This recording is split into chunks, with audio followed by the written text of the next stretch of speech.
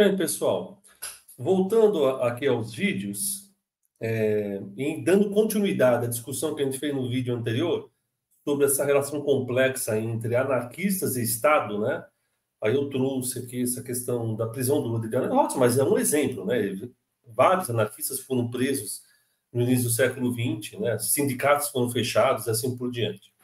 E aí, discutir, é possível ser anarquista e atuar num sindicato, né, que tem por trás uma estrutura estatal, que é o caso dos sindicatos hoje, né, os sindicatos principalmente ligados à iniciativa privada, mas não só, é bom que se diga isso, né, porque a depender da onde, né, por exemplo, onde eu dou aula, existem sindicatos dos trabalhadores, no caso dos professores, também eu considero como trabalhador, mas eu não sei por que eles separam, né, você tem uma associação, que é uma invenção que o Getúlio cria, porque ele proíbe, né, quando surge lá a estrutura sindical, ele vai proibir a existência de sindicatos do serviço público. Por isso que ele cria a ideia de associações, né, que vão defender os trabalhadores, não tem esse papel de sindicato. Então, por exemplo, você tem a do Nesp, a DUSP no caso da USP, a do Unicamp no caso da Unicamp, e entre muitas, né? Então, sei lá,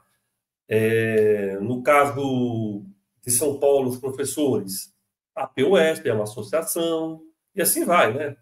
Entenderam?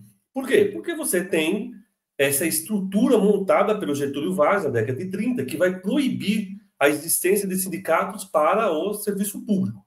Ok? Ele só admite a existência de associações. Beleza?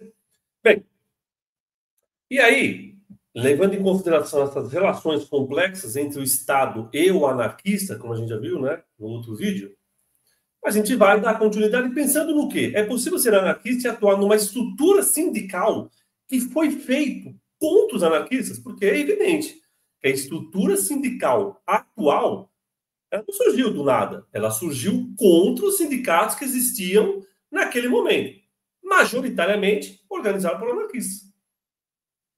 Então, essa estrutura sindical hoje, né, que ela tem aí, em grande medida ainda, a ver com aquilo que foi criado lá na época do Getúlio, na década de 30, né? Ela foi feita para burocratizar os sindicatos, né?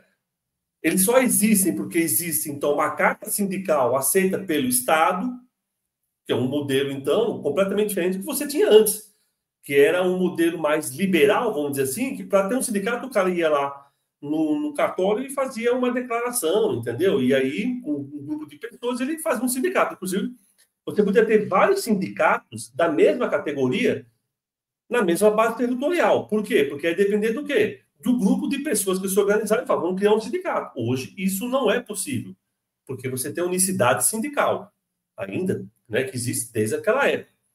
Ok? E a base territorial não pode ter dois sindicatos que representem, né, a mesma categoria. Por isso que, às vezes, tem sindicatos que desmembram a categoria para fazer a sua existência, né, dentro de uma base territorial. Então, por exemplo, você tem lá sindicato dos professores, vou chutar aqui, né, sindicato dos professores e trabalhadores administrativos da Unesp. Não tem, mas vamos pensar.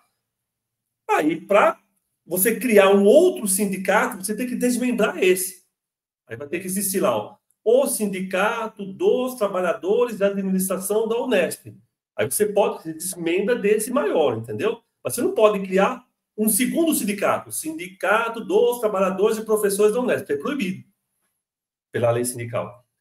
E existia isso antes de 30. N sindicatos, você ficar aqui até amanhã para falar de sindicatos. Existiam sindicatos étnicos. Então, por exemplo, sindicatos que eram ligados a uma condição étnica, né? Então, por exemplo, italiano, espanhol e assim por diante. Sindicatos religiosos, então existiam sindicatos católicos, existia um jornal, né, que falava desses sindicatos, que, se eu não me engano, chamava O Católico, né? Você tinha sindicatos, então, por exemplo, no Rio de Janeiro, sindicatos que eram, então, mais ligados ao Estado, existiam isso. E, em contrapartida, existiam sindicatos de origem, né, ou de matriz aí, vamos dizer, sindicalista revolucionária, que tinha a maior parte dos anarquistas atuando. Beleza? Quando o Getúlio chega em 30, também tem que ficar claro isso, né? O Getúlio chega com algumas pessoas que já estavam no sindicalismo anterior. como o Mussolini, quando o Mussolini chega no poder, né, o que ele faz é trazer vários sindicalistas no modelo anterior que tinha lá, que ficam meio que gostando do fascismo, né, seja lá no Mussolini, seja aqui no Brasil. Um dos caras importantes desse momento é um cara chamado Carlos Dias. Ele trabalhou junto com o Getúlio, né, nessa estruturação estatista dos sindicatos, ok? Então não era só o Getúlio que está lá, um cara malvadão, entendeu?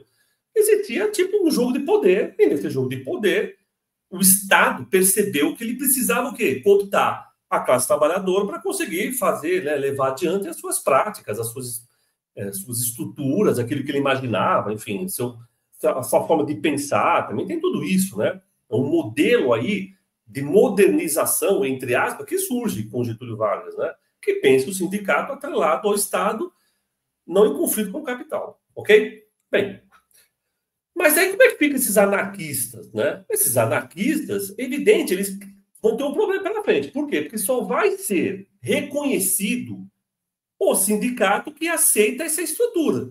Bem, se os anarquistas são contra o Estado, eles não aceitam essa estrutura. E aí o que acontece? Os sindicatos que aceitam a estrutura, automaticamente, né, eles vão dar o que aos seus trabalhadores? Eles vão dar os benefícios, né, que vão surgir a partir dessas leis sindicais. Benefícios, né, que eram, às vezes, de algumas categorias, o Getúlio traz uma boa parte dos trabalhadores urbanos. Não se discute nem trabalhadores rurais com essa profundidade. Ok? Bem, e aí os anarquistas, eles combatem isso, né? Eles vão falar, não vão participar desse sindicato, né? Isso é fascismo, não sei o quê, né? Por exemplo, a forma de estruturar os sindicatos dos anarquistas, né, é completamente diferente. Então não tinha essa ideia de uma diretoria centralizada, isso vai ter nesses sindicatos novos, uma burocracia, né? Então, tipo assim, gente que trabalha nos sindicatos, nesse sindicato não vai ter isso, inclusive, isso vai possibilitar posteriormente, pessoal, que existe até hoje, o sindicato dos trabalhadores em sindicatos. Por quê? Porque se o cara trabalha no sindicato, o sindicato vira uma empresa, ok? Não tinha isso nos anarquistas. Poderia haver a possibilidade de alguém trabalhar e ganhar dinheiro no sindicato anarquista? Poderia, se você tem alguma coisa para fazer, tipo, tem que fazer, sei lá, uma questão aí de entender as contas do sindicato. Então precisa de um cara, um contador. Aí você contrata ele faz esse movimento, né? Ele entende como é que funciona, depois você paga e bom.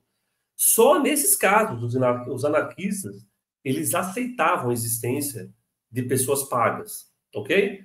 Bem, a pessoa que está dentro do sindicato, por exemplo, atuando lá como uma liderança, ele continua trabalhando. Então, o que acontece? Ele trabalha na fábrica, depois ele vai no sindicato. Também tem isso. Os sindicatos anarquistas, eles existem por quê? Porque as pessoas cotizam, elas dão dinheiro do salário delas para a existência dos sindicatos. Então, quando tem uma efervescência, esse sindicato tem força, mas depois que acaba a efervescência, a pessoa para de pagar, esse sindicato às vezes fecha. É muito comum eles fecharem durante o período e reabrir novamente. Ok? Mas você tinha isso. Com o Getúlio, vai haver uma perenidade no sindicato. Então, se você pegar lá, por exemplo, sei lá, o Sindicato dos Metalúrgicos de São Paulo, ele coloca lá, fundado em 1932. Então, ele tem quase 100 anos. Ele não fechou as portas de 32 a 2025. Por quê? Porque ele tem uma perenidade dada pelo modelo estrutural estatista, que faz com que, até então, até o governo Temer, eles tivessem o quê? Eles tivessem, né, o imposto sindical, que é o quê? Um dia descontado de todo trabalhador da base desse sindicato, depende dele pagar o sindicato ou não. Para o sindicato. Então, o sindicato, né, sobrevivia com esse dinheiro. Ok? Então, ele não precisava ter nenhum tipo de relação com o trabalhador. Ele existia porque esse cara tinha que pagar para ele, gostar ou não do sindicato, porque só existia aquele sindicato. Ok? Ele tinha, então, trabalhadores internamente, ele começa a fazer o quê? Serviços ditos públicos. Então, por exemplo, lá tinha médico, tinha advogado, até cortar cabelo, né? Quando era criança, o cara falava, cortou o cabelo no sindicato para zoar quando o cabelo estava mal cortado, entendeu? Então, ele tinha esses serviços, ok? Bem, nos sindicatos anarquistas, então, como eu estou dizendo, eles dependiam da cotização. Acabasse a cotização, eles fecham. Posteriormente, vai ter um outro movimento de força, algum sindicato, né, vai incentivar o surgimento, né, de que trabalhadores de uma dita lá, sei lá, parte de uma estrutura econômica se organizem e formem seu próprio sindicato, ok? Tanto que existiam várias coisas que não existem mais hoje. Por exemplo, o sindicato de ofícios vários. É muito comum isso existir, né? Por quê? Porque primeiro você junta vários ofícios e depois, com a força desse sindicato, você separa os ofícios em sindicatos separados. E até uma estrutura pouquíssimo discutida, que era a seguinte, eles só tinham, né? Às vezes, por não faltava dinheiro para eles tinham uma única sede. Então, por exemplo, na segunda-feira ia os chapeleiros, na terça-feira no discutir ia os carpinteiros e assim por diante, entendeu? E é que o que eu deduzi? De que isso facilitava até a organização deles. Por quê? Porque existia a necessidade deles estarem em todo momento organizados juntos, porque eles não tinham dinheiro. Quando você tem cada sindicato num lugar, cada um para si e dois para todos, entendeu? A minha luta é diferente da sua, então eu faço, você continua fazendo o que você quiser. Por isso que até a década de 30 era muito comum as greves de solidariedade. Por quê? Porque você tinha necessidade da união desses sindicatos para a própria sobrevivência deles. Beleza? Mas a questão que eu queria falar, né, para também alongar muito o vídeo, é possível os anarquistas hoje atuarem em sindicatos que são dessa estrutura da década de 30? Que, obviamente, combateram os anarquistas da década de 30. O que vão dizer os anarquistas antes? Olha o que eles vão dizer quando tem esse processo. Eles vão dizer o seguinte, nesse livro aqui, entendeu? Vocês conseguem mostrar aí, né? Vocês conseguem baixar, que é o meu livro. Que é a relação entre o sindicato, o Estado e o sindicato sob a perspectiva territorial. Vocês conseguem baixar ele no site da Unesp. Bem, aí ele vai dizer o seguinte, olha o que eles falam. Um grupo de inconscientes fundou em Vila Prudente um sindicato amarelo de chapeleiros, tendo à frente dos indivíduos intrusos na classe, o ferroviário e o mestre-escola da Arrabalde. Ou seja, eles chamam de inconscientes. O fundamento invocado pelos intrusões é que o nosso sindicato não está reconhecido nem legalizado, lógico. Esquecem-se, senhores, entretanto, que o sindicato deles está devidamente reconhecido pelos chapeleiros conscientes. Olha que interessante. Os chapeleiros conscientes, eles aceitam o sindicato anarquista. Mas eles estão dizendo o seguinte, dois caras lá, olha, precisamos legalizar o sindicato. Por quê? Porque é muito bom vocês terem consciente, só que apenas os sindicatos legalizados vão ter uma estrutura sindical, ok? Coisas ruins e coisas que vão trazer, por exemplo, benefícios aos trabalhadores. Aí ele continua. O tal sindicato amarelo não conta mais com 30 indivíduos que vão para dentro das fábricas por um mesquinho salário com o intuito de premeditado e desmoralizar a indústria do maior centro industrial da América do Sul. Isso escrito em 1932, do jornal O Trabalhador. Aí, nessa estrutura, pessoal, aí os sindicatos não têm força, não tem como se concorrer. Não tem como. Tipo, o sindicato vai dar lá, o governo, a legislação sindical, né, a legislação social vai permitir que você trabalhe menos, que você tenha mais folga. E o sindicato anarquista, como ele se opõe a fazer isso, a ser reconhecido pelo Estado, porque ele é anarquista, evidente, né? Ele não tem esses benefícios. E aí é evidente que a pessoa que está nesse sindicato, ela não tem nenhuma... Nada que a faça ela ficar essa questão ideológica, ela vai para outro sindicato, e esse sindicato some. Tanto que no final, olha o que vão dizer alguns anarquistas. Em 33, na plebe, não tememos a reação, porque a Federação Operária de São Paulo, mesmo sendo obrigada a cerrar suas portas, vive na consciência dos trabalhadores organizados. E aí, o que vocês acham? É melhor fechar as portas sendo anarquistas ou é melhor burlar a legislação sendo anarquista, mas conseguir esse recurso dos trabalhadores? Dito, por exemplo, imposto sindical, que não tem nenhuma legitimidade perante aquela que eles tinham os anarquistas. Era melhor mudar a sua forma de pensar, os anarquistas, ou não? E hoje? Bem, se tem anarquistas atuando em sindicatos, estão atuando em sindicatos que foram criados pela legislação trabalhista, que, na década de 30, acabou praticamente com os sindicatos anarquistas. É válido os anarquistas hoje atuarem em sindicatos estruturados pelo Estado, ou eles têm que se comportar como os anarquistas lá de 1930? É melhor não estar participando né? Mas a consciência está limpa, mesmo que fechar as portas. Essa é a questão para a gente pensar, como a gente discutiu lá na década, né? O vídeo anterior. O que os anarquistas podem ou devem fazer perante uma estrutura sindical estatal? Eles devem negar esses sindicatos? Ou eles devem participar dos sindicatos, colocar suas ideias nos sindicatos, tentar, a partir de eleições, coligações, chegar na diretoria desse sindicato, né? Ter uma maior visibilidade dentro do sindicato? Ou ele deve fazer o que fizeram os anarquistas na década de 30? Se negar a entrar nesse sindicato, se negando a entrar no sindicato, porque eles entendem que o sindicato é manipulador, é do Estado e assim por diante. Porque é uma coisa para a gente pensar. O sindicato não vai mudar porque os anarquistas querem. O sindicato é esse.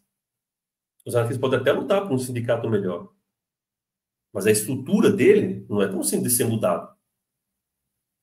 É válido, então, que nós, anarquistas, façamos um outro sindicato e tentamos reconhecimento dele por uma carta sindical, dividindo?